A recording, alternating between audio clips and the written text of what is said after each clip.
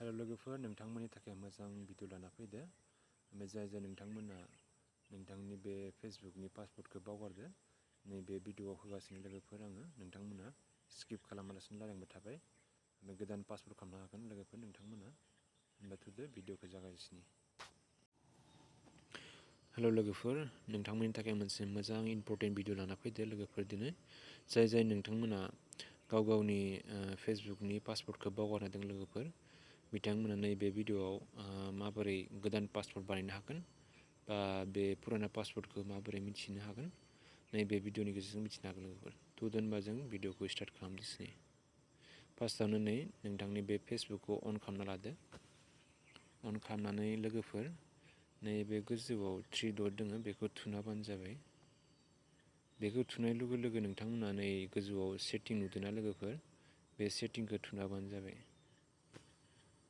सेटिंखौ थुनाय लोगोनो लोगोफोर नोंथांमोना नै सी मोर इन एकाउन्ट सेन्टार, बेनि खाथियावनो नोंथांमोननि personal and security, personal details बेफोरबायदि लिरनाय दं।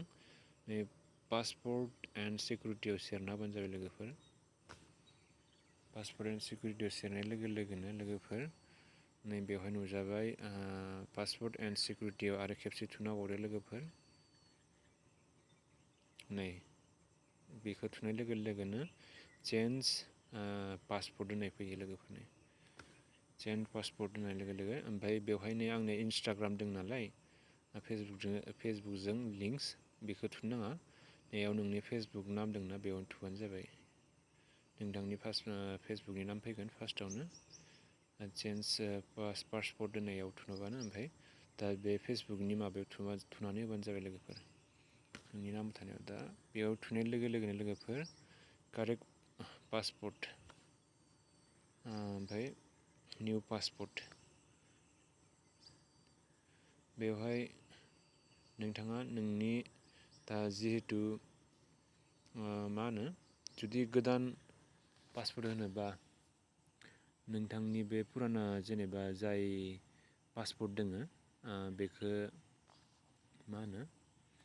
पुराना पासवर्ड थानायखौ जुदि नोंथाङा गोदान होनोबा, गोदान बानायनो लुगैदोंबा बेयाव थुनानै थुग्रोबानो जाबाय लोगोफोर। जुदि पासवर्डखौ गोसोआव दंबा, ओमफ्राय गैयाबा होनो नाङा आरो जेनेबा।